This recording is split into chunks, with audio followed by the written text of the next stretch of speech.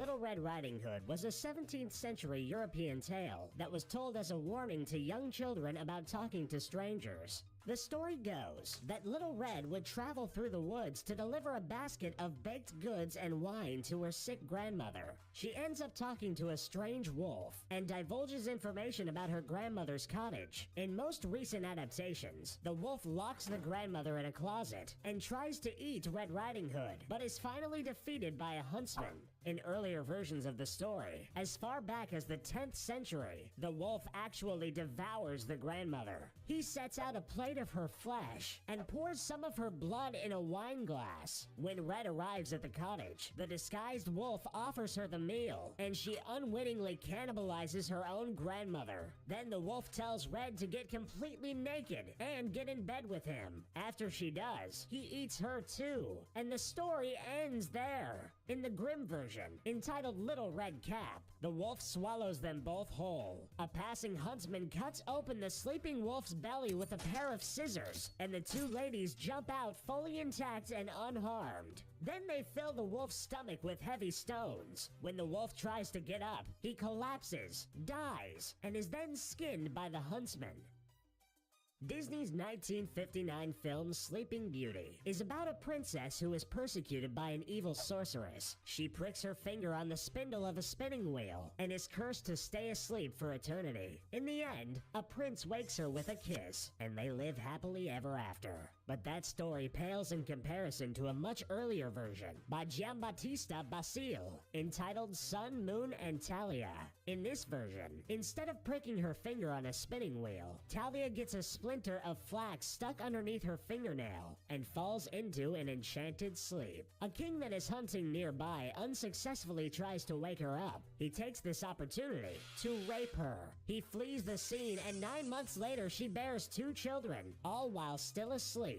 One of the infants tries to get milk from her nipple, but instead sucks the flax from her finger. With the flax removed, the spell is broken, and the princess wakes up. The king returns with the intentions of raping her again, but instead finds her awake. They fall in love. When his jealous wife, the queen, secretly kidnaps Talia and her children, she tries to kill and eat the babies. The queen makes Talia strip naked before she is carried to be burned alive. The king arrives just in time to intervene, and then has the jealous queen burned at the stake.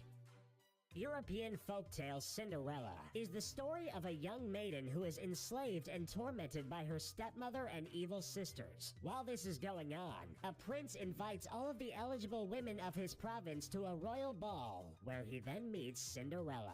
She vanishes into the night, leaving only a glass slipper behind. The prince tries the slipper on all of the women in the kingdom until he finds her. From the early 1800s, the William and Jacob Grimm adaptation of this story, entitled Aschenputtel, is bloody, cruel, and disturbing. In one part of the tale, Cinderella grows a full-size hazel tree over the grave of her deceased mother, using only her grief-stricken tears to water the plant. Later on in the story, when the prince is searching for the owner of the slipper, the stepmother persuades her daughters to mutilate their feet in an attempt to fit the shoe. One stepsister slices off her big toe. The other cuts off the back of her heel. The prince is not fooled, as he notices blood running from the slipper and up their white stockings. Cinderella ends up marrying the prince, and on her wedding day, she orders 2 doves to peck out the eyes of her sisters, leaving them both blind. Some literary scholars believe that the act of trying on the slipper is a metaphor for something more erotic. They state that the prince traveled the land to have sex with all the fair maidens, looking for the perfect fit. Hans Christian Andersen's Danish fairy tale The Little Mermaid was first published in 1837.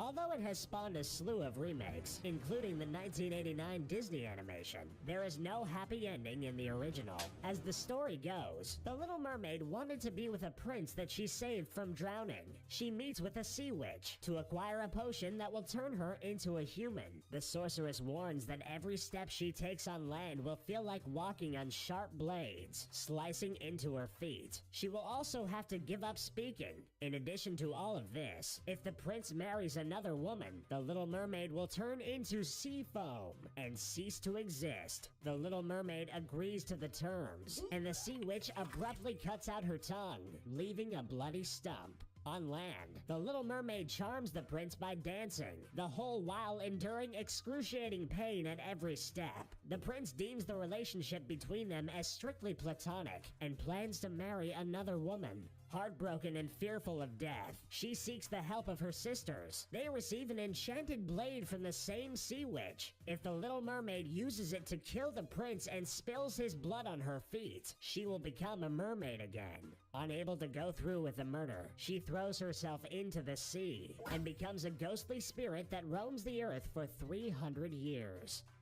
Snow White is an old German fairy tale that was first published by William and Jacob Grimm in 1812. It's really a story of murder, torture, and pedophilia.